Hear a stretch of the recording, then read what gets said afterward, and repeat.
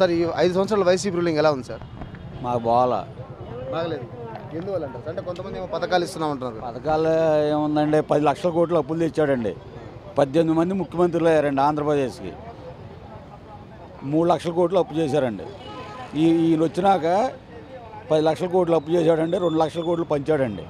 ఇంకా 7 లక్షల కోట్లు ఉంటుందండి. 1 లక్ష కోట్లు అభివృద్ధికి పోయినా ఇంకొక 7 లక్షల కోట్లు ఉంటుందండి. అది ఎక్కడికి వెళ్ళింది? అది అమ్మఒడి ఇస్తున్నారు ఇంటికి. అభివృద్ధి ఏది? మా పిల్లలు ఎక్కడ చదువుకుంటారు? వెళ్ళి బెంగళూరు, హైదరాబాద్ వెళ్తున్నాం. అదే ఏపీలో లేవు కాదండి. ఏమొచ్చినాయి ఏపీలో? మా అబ్బాయిని ఉన్నాడండి, నేను పెంచుకుంటాను కానీ ఆడు పెంచుతాడని మేము అంటామేంటి? అది తప్పు. అది ఆయన అవకాశం కోసం అతను ఇచ్చుకున్నాడు, అంతేగాని అది ఇదేముంది? అది మా పిల్లల్ని మేము పెంచుకోలేమా? ఆయన ఇస్తే పెంచుకుంటామా, చదివించుకుంటామా? ఈ పథకాలు లేనప్పుడే మనం అందరం పెరిగిన వాళ్ళం. అది సార్ ఇక్కడ ఈ గుడివాడ నియోజకవర్గానికి సంబంధించి ప్రధానంగా మేజర్ ఇష్యూస్ ఏమున్నాయి సార్? ఎన్ని సాల్వ్ అయినాయి అనుకుంటున్నారు మీరు? ఏమి సాల్వ్ అవ్వాలి. వాటర్ ప్రాబ్లం వచ్చి, డ్రైనేజ్ కావచ్చు. వాటర్ ఏముందండి? వాటర్ ఎప్పుడు ఉంది? ఆ గవర్నమెంట్లోనూ తాగాం, ఈ గవర్నమెంట్లో తాగాం, చచ్చిపోయామండి ఆ గవర్నమెంట్లో. అదేముండదు, ఎప్పుడు తాగుతూనే ఉన్నాం, బతుకుతూనే ఉన్నాం. 50 ఏళ్ళు బతికాం. ఈ 5 ఏళ్ళు ఆయన ఇవ్వలేదుగా వాటర్. ఈ 45 ఏళ్ళు అది ఏదో బతికంగా. అది వాటర్ ప్రాబ్లం ఉంది, శూన్యం, ఏం చేయలే.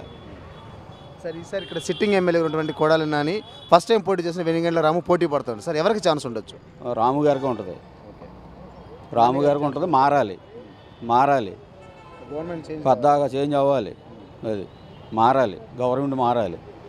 ఇప్పుడు ఆయన ఒకసారి ఛాన్స్ అన్నాడు, 150 ఎక్కిచ్చాం. సింహాసనం ఎక్కితే ఏం చేశాడు చెప్పండి? ఏ ఫ్యాక్టరీ వచ్చింది? ఏ సంస్థలు వచ్చినాయి? ఏమీ లేవు. 7 లక్షల కోట్లు ఎవరి జేబులోకి వెళ్ళినాయి?